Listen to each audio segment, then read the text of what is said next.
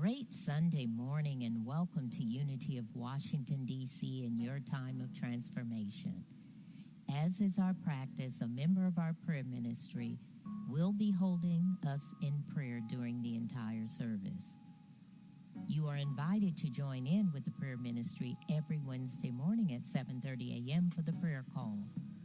You can submit prayer requests and requests for spiritual counseling online or call the office and the appropriate ministry will be notified of your request. And now, center opportunities. Remain with us after service today for our first Sunday Reiki healing session. This is a wonderful virtual experience that you do not want to miss. Our Next Generation Unity NGU group, Unity's 40 and Under crowd, meets online every first Monday of the month at 8 o'clock p.m. to gather, fellowship, and support one another. So if you want to see what they are all about, join tomorrow night. Connection information is on our website under the NGU link. Divine Connections with Reverend Sylvia continues on Wednesdays at 3 o'clock p.m. Join in to connect and share with others on their spiritual journey. The Eye of the Storm class begins this Tuesday, April 5th, and every Tuesday thereafter through May 3rd at 6:30 p.m. Your facilitator is licensed Unity teacher Larry Davis. In this class, students will explore the principles of embracing conflict and creating peace in everyday life.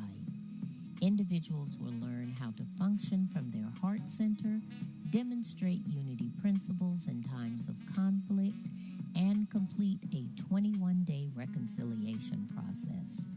Although the class is being offered for spiritual education and enrichment credit, it is open for all to attend. Join us for our Silent Unity Prayer and Meditation service this Wednesday at 7 o'clock p.m. via our YouTube channel. I hope you have all gotten the exciting news. The church will reopen for service on Easter Sunday, April 17th, for an 11 a.m. service. You should have received a constant contact email that outlines our safety protocols. If you did not, please check out our website. Here's a sample of some of the things we want you to be aware of. Seating is limited, and you will be required to register in advance to attend the service. Registration information will be forthcoming and will begin next Sunday, April 10th at 1 o'clock p.m. So check your emails. You must be fully vaccinated and show proof of vaccination upon arrival. There will be no separate in-person service for our youth. The wearing of masks will be required. Temperatures will be checked. And most importantly, you will be greeted lovingly, of course, without physical contact. No handshakes or hugs. A simple bowing or namaste greeting is welcome. The annual membership meeting will be held on Sunday, April 24th at 2 o'clock p.m. via our Zoom portal. During this meeting, members will have an opportunity to hear about the progress of the church over the past year, and we will be electing persons to sit on our Board of Trustees. If you are a member, you should have received a letter indicating the meeting information and the Zoom connection link. Please look for emails as we will be sending out reminders to those of you who are members. A new member class and orientation will be held Monday, May 16th through Thursday, May 19th at 6:30 p.m. Please know that all classes and events are still being held virtually unless otherwise noted. If you need to update your contact information or are creating a new submission, go on our website and click on the Update My Information link. If you are unable to access this link on the website, call the church and a staff member will assist you. Sign into our Sunday service each week at 10:50 a.m. so that you can get an overview of all of our upcoming events. You can also reference the emails that we send out to you during the week, or check out our website at unityofwashingtondc.org to obtain connection links and additional information about our classes, events, and ways to donate. Now is the time for you to center yourself. Get focused so that you can receive another inspirational message from our beloved senior minister, Reverend Sylvia Sumter. Blessings.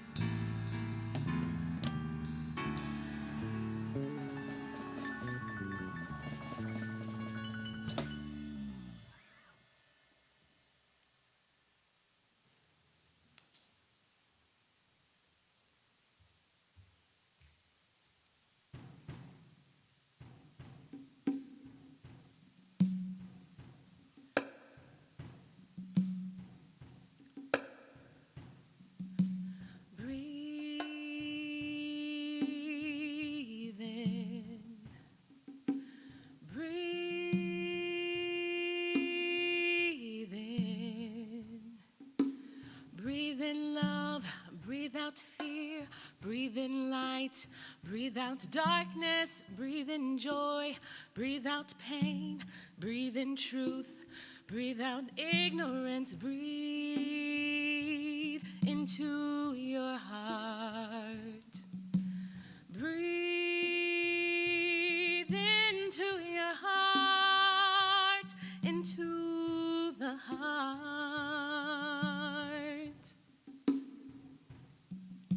Simple life, simple ways, simple truth.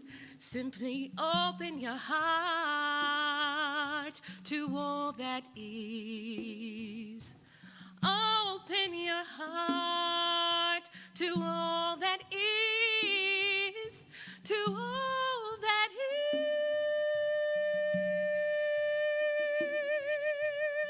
And this love gives me wings. This love carries my dreams. And this love gives me wings. This love carries my dreams, carries my dreams.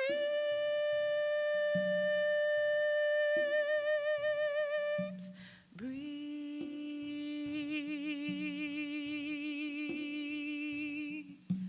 breathe,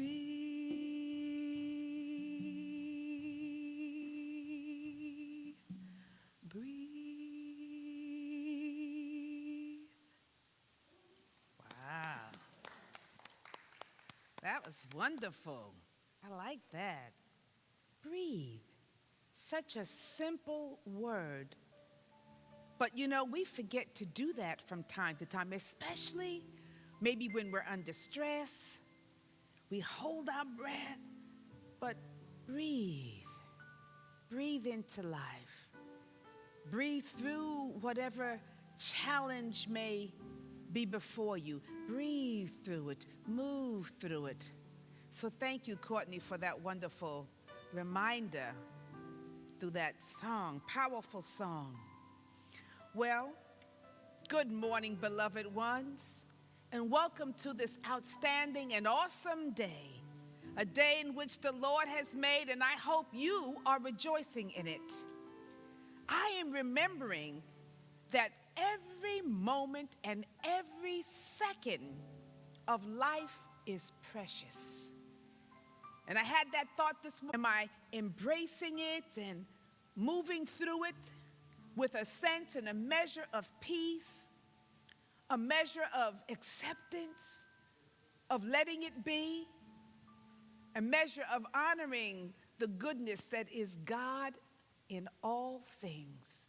When I can master that within myself, then my life takes on new meaning. And we've all had that opportunity with this pandemic over the last almost 3 years. It's 2.5 or more years of this pandemic. And although it is seemingly abating, it seems to be abating, but it's not all the way done, although things have calmed down a bit and loosened up a bit. And we are at the point where we can now engage and interact with to all of those new insights and aha moments that we gained while we were in lockdown. Because I'm sure that many things ran through everyone's mind when you had time to be still and to think about life and the preciousness of life when people were leaving, the planet in droves. And so it caused, I think, many of us to go within and to reflect upon our lives. And so now we're at this point. We have an opportunity to really engage these new thoughts and new changes that have come about, the new opportunities that are presenting themselves, the assignments that we have. It's almost as if these times have actually called for new visions, new dreams, a new direction in life, right? A new direction in life itself, as well as our individual lives. Now, I know that this new position that we find ourselves in, trying to readjust to establishing our place in life, where we want to be, how do we want to live, how do we want to work, all of these things. And I know that this newfound position can be scary at times because we've left behind a familiar way of being and doing and functioning in the world. And even though we might be trying to grasp and pull it forward, this is a new day. It's calling for new experiences. We're doing church in a new way. I finally have accepted and adjusted. I like being able to live stream as well as have people. I'm looking forward to having people in the sanctuary, but I also discovered I really like live streaming. I like being able to feel and imagine all of you out there across the globe, tuning in and connecting with me. It's a newfound experience. And so, yes, change is scary. But out of these challenging times, we can uncover and discover new ways of being and new ways of doing things. And so even though it's scary, we must remember that we have the capacity to indeed meet and handle whatever is before us. We can achieve success in challenging times. Success in the midst of challenging times. A teacher from the Oneness University gave us students who are on the spiritual path toward awakening and studying, he gave us a formula for success. And this is what he said. This is his formula for success. Intent plus effort plus grace equals success. intent plus effort plus grace equals success. I love that. So I wanted us to look at these qualities of success, starting with, of course, intent. Now, intent carries many meanings, but this is the meanings that I have come as I looked at the dictionary and I felt in my own being, well, what is intent? And for me, it is purposeful desire and determination. That's one of its meanings for me. Purposeful desire. When I have an intent, there's a purposeful desire and determination. That's one thing. It could also mean this, planned action. That when I have an intent and an intention, behind that intention is my planned action, or, as they say in the business world, a plan of action. And it means, for me, something that I plan to do. Now, the operative word here is planning. The intention is a plan. It's purposeful, but there's a plan of action. So, since this first part of this success formula begins with intention, I think it's clear to say that our intentions should be clearly stated. You gotta be clear on what it is you want, what it is you desire, and then what it is you plan on doing to get there. Oftentimes with our intention, we have maybe a clear understanding of what we want, but we are already kind of fuzzy on how we're going to get there and what we're going to achieve it. So we first got to get clear on the intention, right? Because if your intention is unclear or it's fuzzy, then you're probably going to have an unclear or fuzzy product, right? An outcome that's not going to be clear. And you'll be thinking, well, this is mixed. This is not what I wanted. Well, you perhaps may not have been clear enough. So the first step is getting really clear and clearly outlining what your intentions are and your purposeful desire. What is the purpose of your desire? Outlining your plan of action. And most of all, you want to be extremely determined to carry it out. So you have an intention, a purposeful desire, a purposeful direction, a purposeful plan, but then you've got to want to also carry it out. Now here's the trick. The more detail you can have about your intention, what it is, what it looks like, then the easier it will be for you to carry it out. If your intention, as I said, is brief and fuzzy and not really clear and complete, you don't really know which way to go. But if you instead pay attention to the details of your intention and really be clear on what it is that you say you want, then you have a better chance of achieving it, a better chance of moving towards it and carrying it out. The statement that we've all heard and we're familiar with is that the devil is in the details. And I say, forget that. We don't believe in the devil. But I will say this, that success is in the details. The more you can outline and be clear about what it is and detailing it, then the easier it will be for you to achieve your success.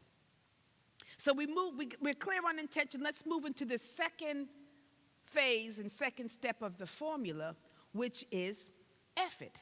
Intent plus effort, right? Plus grace equals success. So the second thing of effort is very important because all the planning in the world means nothing if you do not expend any effort or energy toward achieving it. And we know many of us have great plans. I got great stuff, great ideas, great visions, great dreams. But if we don't have take the effort and put the effort and the energy toward actualizing those plans, then nothing's going to happen. You will not get to the part of success. And so we got to look at this first step of effort because it's very important. I say that your effort should match your intention. If your intention is clear and strong and detailed, then your effort should be clear and strong. You should be able to match. Your effort matches your intentions. And when you're able to do that, if your intentions are clear and strong, then your efforts have a better opportunity to be clear and strong, right? Now, here's the key, though. Here's the trick with efforts, because something sometimes happens in between intention and effort, right? And many people, this is the part where we struggle. It's the efforting part. Sometimes we struggle in this aspect of the formula. You see, intention is like talk. Talk is cheap. Talk is cheap, but effort can be costly. And oftentimes, we don't really want to pay the price. We want the goods, right? We want the goods, birth and the date of your death. That dash is oh so important. What are you doing? What's happening with the dash, in the dash? And I think that it's the same thing that applies to what happens between intention and effort. It's a dash in between there that has an effect, right, between your intentions and your effort or your actions. Something takes place. It's this dash between what you say you want and what you actually do to achieve what it is that you want. But it's the dash in between that matters the most. And here's the way I think about this. What usually takes place in the dash between intention and effort is a whole bunch of thoughts that pop up in your mind and in your consciousness. Thoughts that distract you, thoughts that take you off course, thoughts that even might convince you that, well, this really isn't even possible before you even began. Those thoughts that pop up in between your intention and your effort and ability to actually act are all of these thoughts that thwart your ability to act.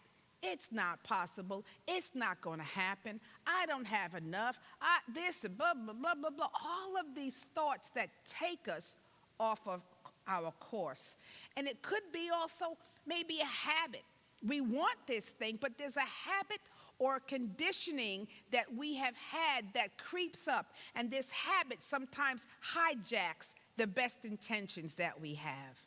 You know, we struggle. I know there's certain things I want, but my conditioning creeps in sometime and hijacks my desire, and all of a sudden I'm off of my course. My intentions and my actions are not able to meet and fulfill themselves. So this ability then, we've got to learn to recognize and maybe even interrupt those thoughts and feelings that will pop up in the middle of the dash between your intention and your actual action. Those thoughts that you've got to be able to interrupt, to recognize, this is a thought, this is a distraction. And you've got to be able to interrupt what may be coming up in between your intention and your ability to act. To interrupt those thoughts and feelings that get in the way of your effort, right? That get in the way of your being able to really take action in accomplishing your intentions, accomplishing your desires. So to interrupt. So first thing we've got to be able to do is you have to know the difference when negative feelings and negative thoughts show up. You've got to know a negative thought when you see one. A lot of times we just let them come, but then they begin to do their work on our consciousness, chipping away, chipping away, chipping away. So you've got to be able to recognize, you know what? This is a negative thought that has just come in between, right? I've got to be able to see what it is that's stopping me. That's a thought that is not allowing me to achieve what I want to achieve. And here's the thing. I want you to begin to ask yourself, when something arises, you have an intention, and all of a sudden there's an impulse that comes, a thought or an impulse that's going to take you away from what your stated intention is. So ask yourself that, is this impulse that I have, this thought, to do something else, to do something other than what I intend to do, is it going to lead me to fulfillment or failure? It's a simple question. Is this impulse to do something other than what I intend to do, is it going to lead me to fulfillment or to failure?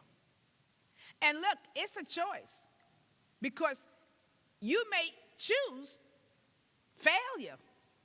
That's an option for you, right? Fulfillment or failure. And sometimes you may not feel strong enough to move towards your fulfillment, so you choose failure. Now, you might not be consciously saying that, which is why I want you to begin to try to ask yourself, is this impulse to do something else going to lead me to fulfillment of my desire, my intention, or failure? Because conscious awareness is important. And if you make the choice to choose failure, that's okay. This is not about a guilt trip, because sometimes we do choose, oh, I'm not ready for the fulfillment, I choose failure. When you don't act, that is a choice, right? So that's okay if that happens. But what the purpose of this is not to put you on a guilt trip. Oh, I failed again. But when you stop and you ask yourself that simple question, will this impulse, this thought, this feeling lead me to fulfillment or failure? When you stop to ask yourself that, you will begin to be able to see the thoughts and the feelings that are getting in your way. Because when you say, I choose failure.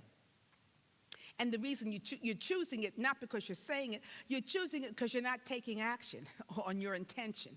So you are choosing it. But when you become aware, wow, I'm choosing failure, you might then be able to stop for a moment and look at the thoughts that seem to be holding you back, or the thoughts that are setting you up for non-success, and you become aware of it. This is the thing.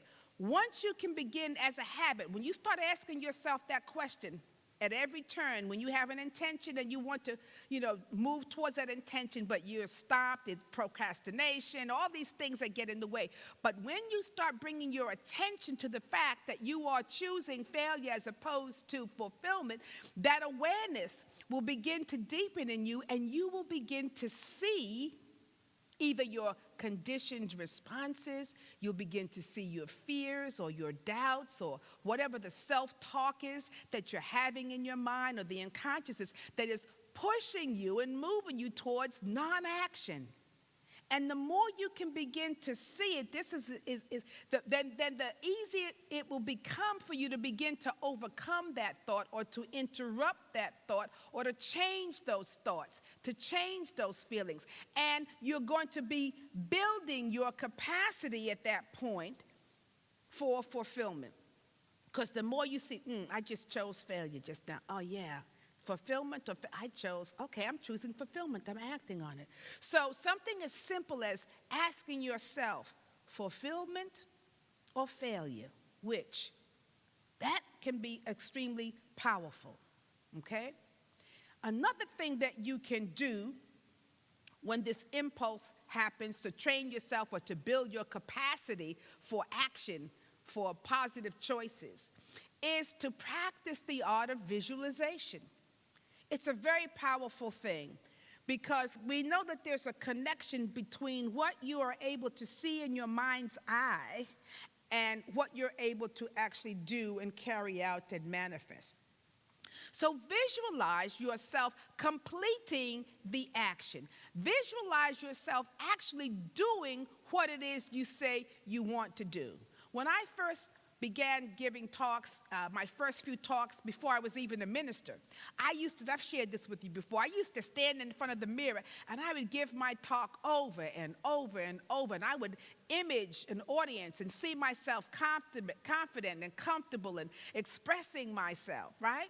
And I was nervous, of course, but that activity really helped me, because you see, there's power in having your brain and your body experience a thing before you experience a thing. You get that? when you experience a thing, before you experience the thing, what happens is the body, it begins to register. So it becomes easier when you actually have to go to experience that thing. Study has shown that if you can see it in your mind's eye, with your imagination, your visualization, then it is easier to actually do that which you want to do.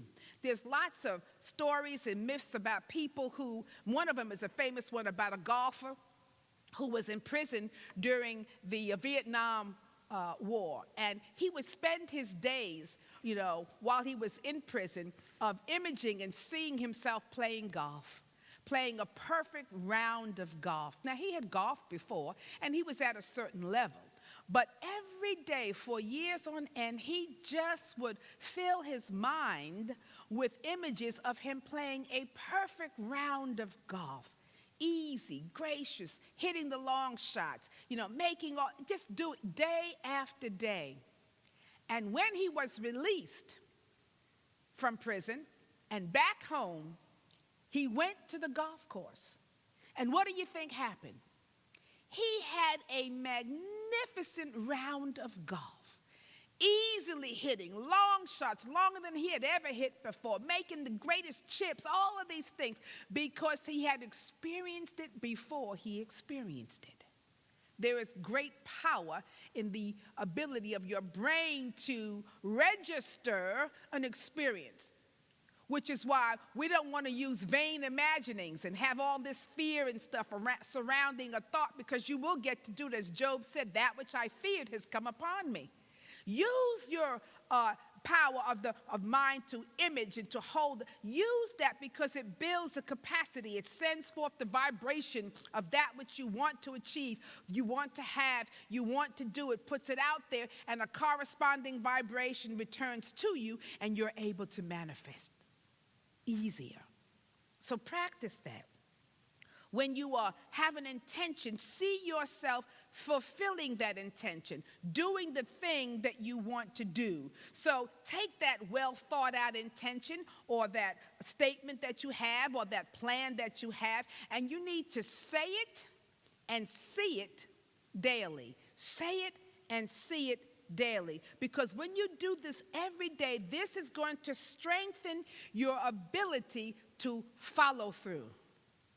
Say it and see it. Take that intention and then say it and see it daily. It will help you to then strengthen your capacity to follow through, to do. It's that dash between fulfillment and failure is follow through. The dash between fulfillment and failure is follow through. And likewise, the dash between intention and effort is follow through. So follow through first in your mind. Follow through in your mind's idea. Intent plus effort plus grace equals success.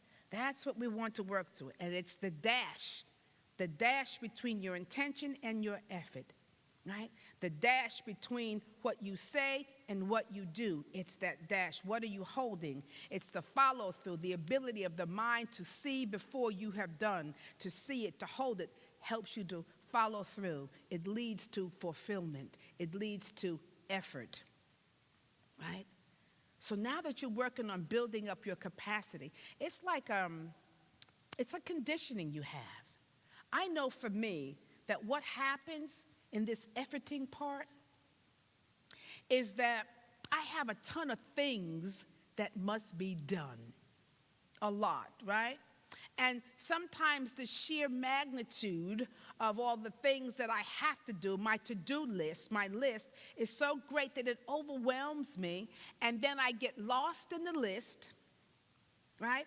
Or I get stressed into stagnation, where I look at the list and it's overwhelming, I'm stressed, I'm stagnant, right? Lost in the list of things, like keep making and adding to my list. So what that tells me is I have to build my capacity to take action. To build my capacity to take action. Now, what I've uncovered is I may not be able to do everything on my list all at once. So I may make a list, but I also need to know I may not be able to do everything on my list all at once. But here's the kicker. If I can commit to doing at least one thing on my list, that is extremely powerful, because what happens if I am able to take one thing and to achieve it, to take action on one thing, and I accomplish that, that one thing, no matter how great or small, it begins to free up my energy. It frees up energy, it frees up my psyche, and it also fills you with endorphins that, wow, you feel good about accomplishing. And once the energy is released from just this one thing of accomplishing, it's released and freed up, and you feel good about it, you have more space to then take another thing, another step, another action, right? So one small action can lead to another action. What is the statement that says a journey of 1,000 miles begins with what? That first step, right? It's the same thing, a journey of 1,000 action steps. I got 1,000 action steps. You have 1,000 action steps. But it all begins with one action step. So if we have this conditioning of saying, I will complete one thing today, don't make it big or whatever small, I'm going to complete one thing today. Don't get overwhelmed by your whole list. Start with that one thing. That one thing, and accomplish that. That frees up the energy within your realm of being and doing, and all of a sudden there's more room. Okay, I can maybe do another thing. It's a process, but you're building the capacity and the habit of doing at least one thing. I have an app on my phone. It's a really fabulous app. I've told you about it before. It's an app that prompts you to do these one thing or whatever goal you have, so it'll chime. Complete just one thing, and one big thing or one small thing, right? And so when it rings, and it's like, oh, my phone is telling it to complete something, it reminds me, okay, what do I need to complete? What can I do right now in this moment that just simply moves? Not the whole list, but what can I do? I can make that call I've been putting off. Great. I make the call. Wow, I release energy. I create space. Wow, okay, maybe I can do that. I can write this policy. Wow, I've written that policy. Okay, I don't have to do all the policy manual. I don't have to do the whole thing. I'm going to take one sentence. This is what writers do. They say, you can't write the whole book in one setting, but if I sit down and I say, I'm going to write one paragraph today, maybe it's even just one sentence today, that action frees up space that you might be able to write a second sentence or a second paragraph. So this is really important to work with this efforting. The second part of effort, we begin to build our capacity, and we work with, once you accomplish something, you succeed and you feel a sense of fulfillment in that one thing. That sense of fulfillment opens you up and leads you to another, a desire for another, because it feels good, it's catching, right? And which leads then to this third step of enthusiasm. Because grace and enthusiasm, I should say, but I'll just say that when you have more energy and you release these endorphins, there's an excitement, there's an enthusiasm to continue to go again. So enthusiasm is connected to the third component.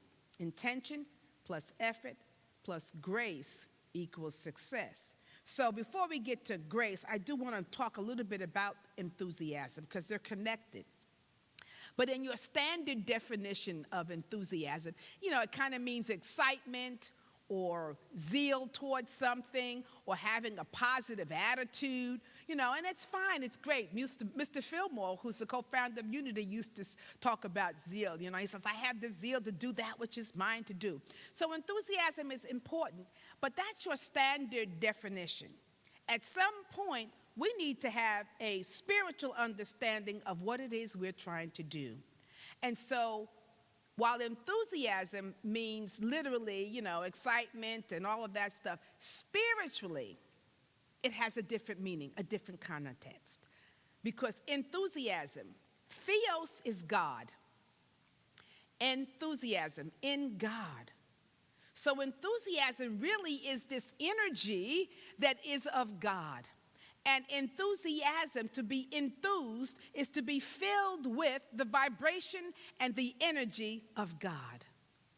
And that is an area that we must learn, that when we are connected and filled with the presence and the power of God, that which we're trying to do becomes so much easier, because a little bit of God goes a long way. You know, just a little bit of God goes a long way. But here's the thing about being infilled with God, enthused. It is grace. Because God is present always, in all things, at all times. God is present in every situation and circumstance that you might find yourself in. You are infilled with the divine presence. Now, God is always available to us because God is within us. But we may not always be available to God with our consciousness. But when we start to take the time and make the habit of being God conscious, God aware, right?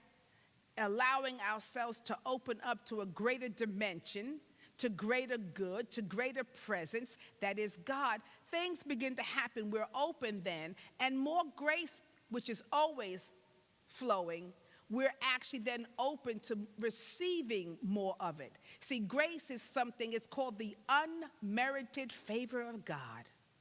Meaning, you don't have to earn it. It's unmerited. It's there. The goodness of God is present, whether you are a good person or a bad person or not, whatever. God's good is always available. God's grace is always available. The scripture says that my grace is sufficient unto the day. Meaning God's grace is always ever present.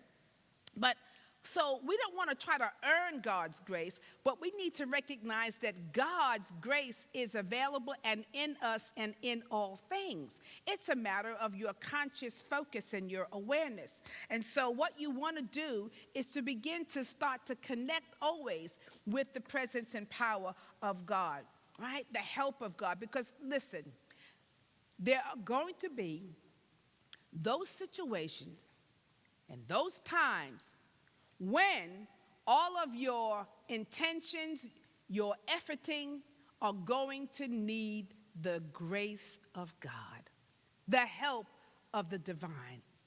Haven't you ever found yourself saying, woo, this was nothing but the grace of God, right?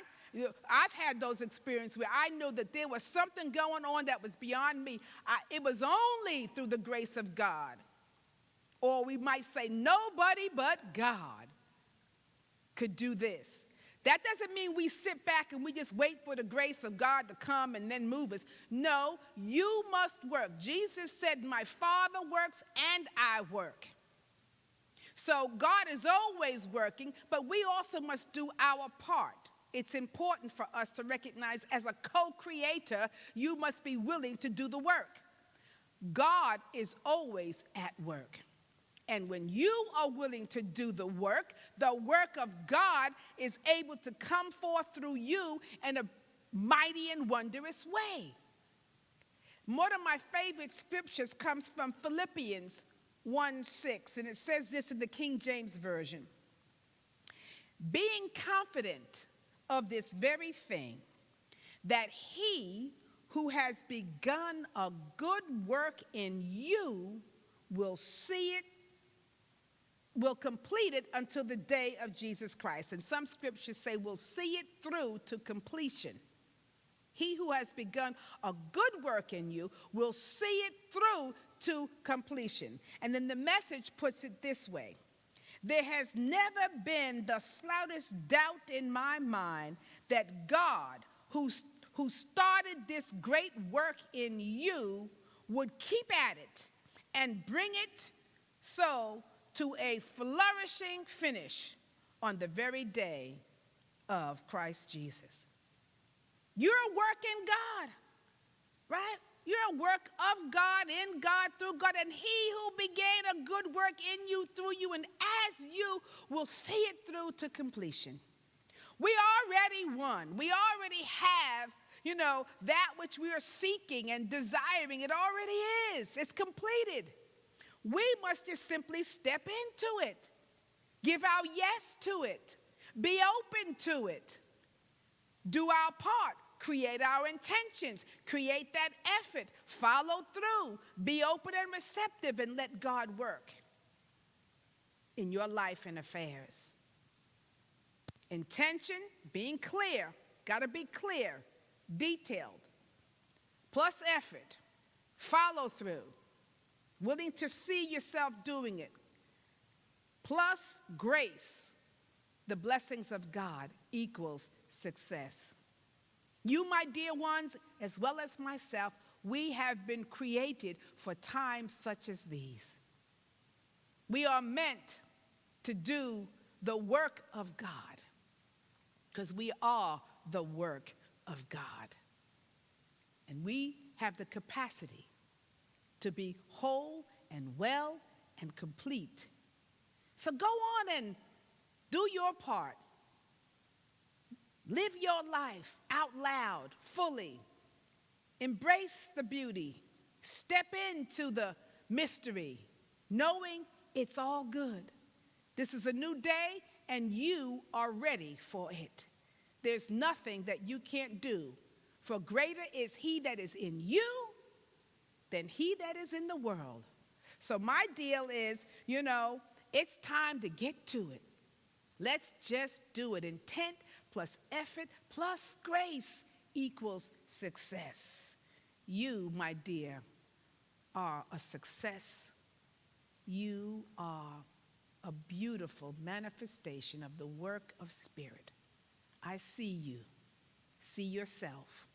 Blessings and namaste. Blessings. Yes.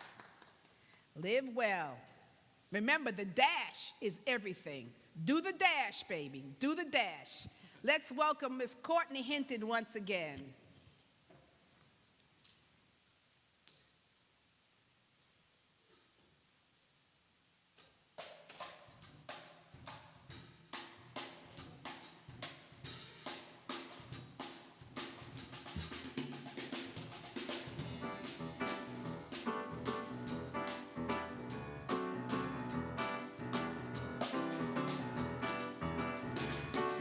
Raindrops on roses and whiskers on kittens, bright copper kettles and warm woolen mittens, brown paper packages tied up with string. These are a few of my favorite things: cream-colored ponies and crisp apple strudels, doorbells and sleigh bells and schnitzel with noodles, wild geese that fly with the moon on their wings. These are a few of my favorite things. Girls in white dresses with blue satin sashes, snowflakes that stay on my nose and eyelashes, silver white winters that melt into springs. These are a few of my favorite things. When the dog bites, when the bee stings, when I'm feeling sad, I simply remember my favorite things, and then I don't feel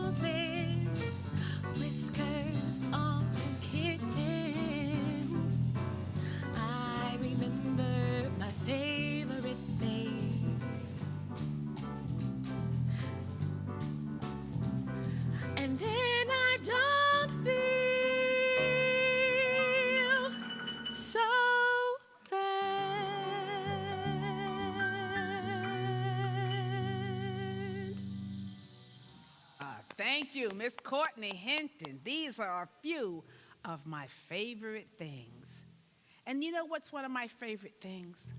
Is to take a moment in time to really rest in that presence. So if we will, let's just take a few moments and go within to take all of the words that you've heard this morning and let them live in you. So I invite you to take a few deep, deep breaths.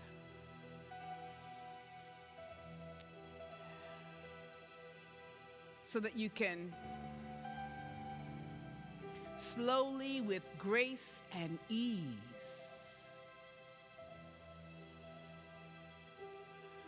feel the presence that is God.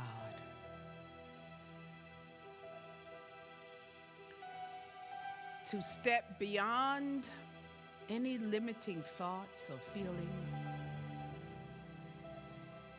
and to really just stand in the midst of the goodness that is life itself. Oh, things may be swirling all around you, but in the center of your being, in this stillness, is the presence and power of God that is working yet, working still, bringing everything into your life and affairs into perfect and divine order.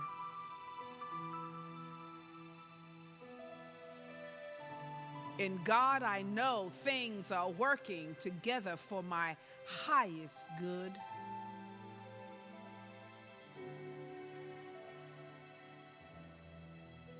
And so I trust the process.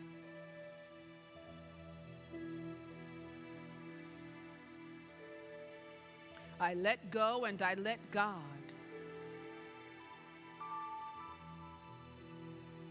I let go of my fear, my limitations, my doubts, my hurt. I let it all go. And what is left and remains is the presence of God as love and light, all things good to heal and renew and restore and bless and prosper me in all that I do. So I rest for a moment in the magnificent grace that is God. Peace be still.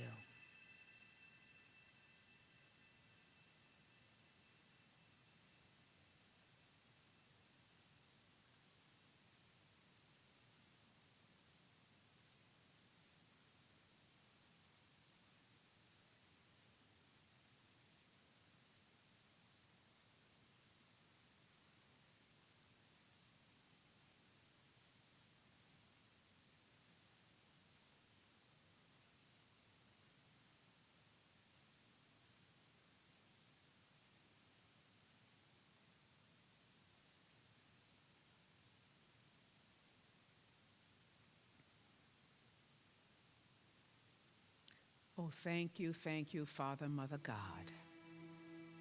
For your abiding presence strengthens me and renews my heart, mind, spirit, soul, and body. And I'm ready to move forth into this day, to do what is mine to do. I am filled, enthused with your presence and your power. So take a deep breath.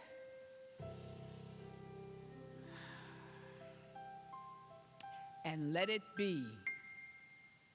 And so it is. Amen and amen, beloved ones.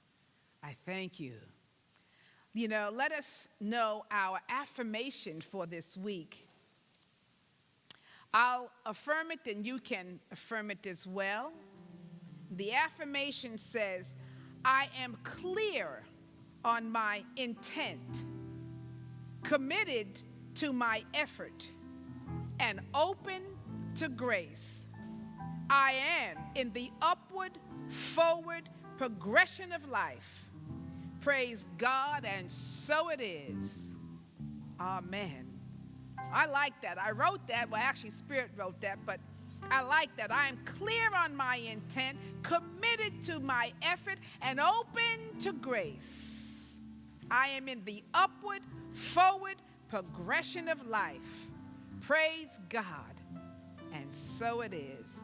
That is the journey for you as well, my dear friends.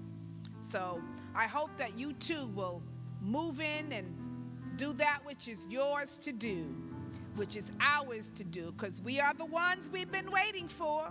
This is the time to do, or as I wrote in phrase of my talk, we got to make it do what it do. That was one of my favorite phrases from Ray Charles, I think Jamie playing Ray Charles, when he said, you got to make it do what it do. I love that.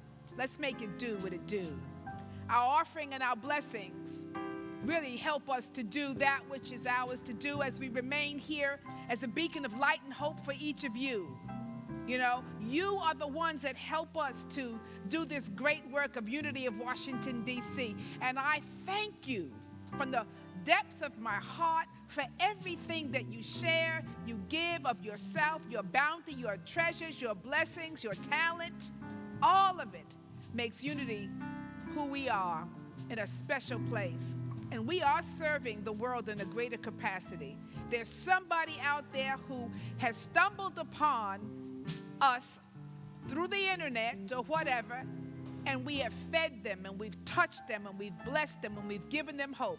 You do that for all of us. So I thank you, I thank you. And the offering blessing says this: it is divine love through me blesses and multiplies all that I am, all that I have, all that I give, and all that I receive. That's a powerful blessing. We are so grateful and we're thankful that this, beloved ones, is the truth. It is the truth.